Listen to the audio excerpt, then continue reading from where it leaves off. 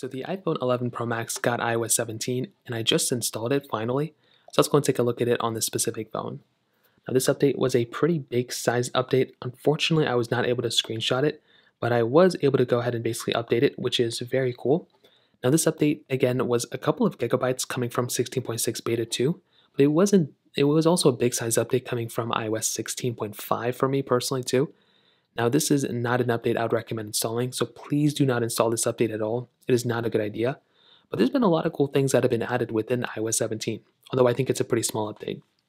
Now, first of all, the phone application, as most of you have seen, have also gotten a little bit of an update. We now have the ability of getting and setting up a more customized photo experience, as well as a personalized photo, which when people basically call you, it'll take up the whole entire display and it'll actually look really, really nice. So that's something that I'm really happy about that Apple actually implemented, and it gives it a little bit of a better experience.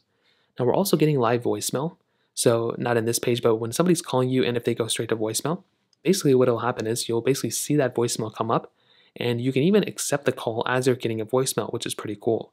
So it's like a live voicemail kind of thing. Speaking about voicemail, FaceTime also kind of gives us the ability now of leaving voicemails.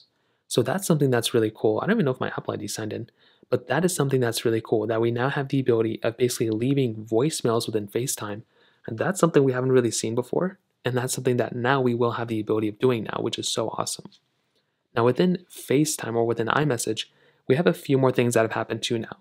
So now we have the ability of basically going through and we can swipe to reply on iMessages. So we can literally just swipe to reply, just like how we can do it, I think, on Instagram. So that's something that's really, really cool. We also have audio messages that are transcribed. So now if we want, we can just go ahead and leave an audio message, and if they don't want to hear it, they can actually just go ahead and have it transcribed automatically for them, and they can just read it if they want to. It's a better looking look, I would say. There's also no iMessage apps at the bottom. It's on the left side here, and it looks alright. It looks more like iOS 7 than anything else, but I think it looks okay for the most part. It'll probably get better. But that's it. iMessage got a little bit of an update, which is cool. AirDrop got a massive one, so now you can go ahead and start, sending an AirDrop file over to somebody else, and if they go out of range, it'll still send over internet.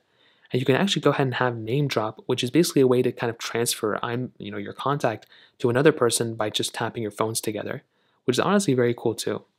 There's been some keyboard updates, so there's autocorrect that's a little bit better, and the iPhone 11 Pro doesn't get this, but you do get inline sentence finishes. Again, this thing doesn't have it. You're getting standby mode now too, which is so cool. So now if you set your iPhone just like this, and if you actually have it on non-portrait, and if you actually lock your phone and you set it like this for a couple seconds, you'll basically get standby mode that'll pop up, and it looks like it's not going to pop up again. But basically, when it's charging, that's when it's going to work, sorry. If it's charging, you're going to see it come up, and it's actually pretty cool. So overall, what I'd recommend telling you is to never install a beta of iOS on any iPhone. You're much better off just waiting until the official version comes out. But I do think this is a pretty good phone. I think it has a lot of capability and lots of features. I just would not recommend installing this update yet, and I'd recommend installing it probably later on when it officially comes out. So in terms of that kind of covers it up there. If you have any other thoughts or questions, let me know in the comment section below. Hit the like button, that would mean so much, but definitely hit that subscribe button. More importantly than everything else, I love every single one of you guys. Hopefully I'll catch you guys in the next video. Peace out.